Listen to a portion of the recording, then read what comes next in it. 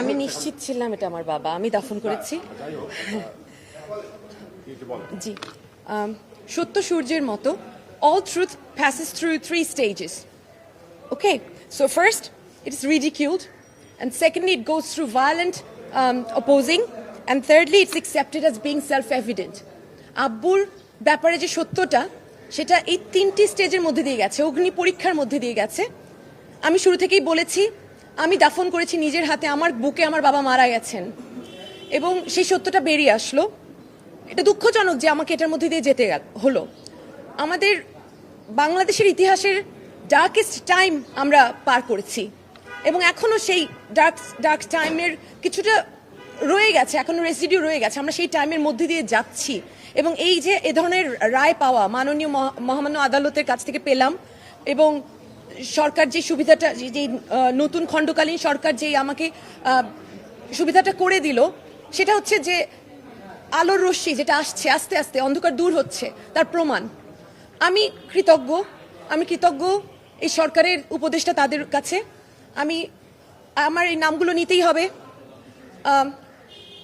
স্বরাষ্ট্র উপদেষ্টা এবং তারপর হচ্ছে মুশফিকুল ফাজল আনসারি, আমার চাচার মতন, আমার বাবার ভাইয়ের চেয়েও বেশি। তারপর মতিউর রহমান চৌধুরী, আমার বাবার বন্ধু। তারপর হচ্ছেন স্বরাষ্ট্র সচিব আব্দুল মোমেন। ইনাদের সবার কাছে আমি কৃতজ্ঞ। আমার আব্বুর বন্ধু হচ্ছেন খোদাবক্স সাহেব, আমার আঙ্কেল।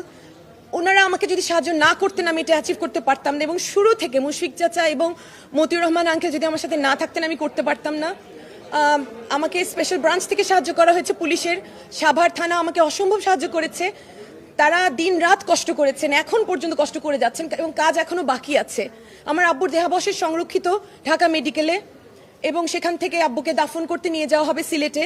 একটা প্রসেসের মধ্যে দিয়ে যেতে হবে, প্রশাসনের অনেক জটিলতা আছে। এখনো আমাদের প্রশাসন সম্পূর্ণ রূপে ফ্যাসিজম মুক্ত নয় এবং যারা এটাতে যুদ্ধ করছেন তারা প্রশাসন থেকে যুদ্ধ করছেন এবং তারা অ্যাকচুয়ালি খুব ভালো করছেন ইনশাল্লাহ। I'm really hopeful and I'm really proud of them. And I'm proud to have them by my side. I'm proud to have Madin by my side. He's like my younger brother. এবং সে একজন barrister এবং আমাকে সাহায্য করেছেন আমার uncle সাদি uncle, barrister advocate সাদি। এবং আমি সবার কাছে কৃতজ্ঞ, অসম্ভব কৃতজ্ঞ। আপনাদের সবার কাছে কৃতজ্ঞ, আপনারা আমাকে সত্য তুলে ধরতে সাহায্য করেছেন।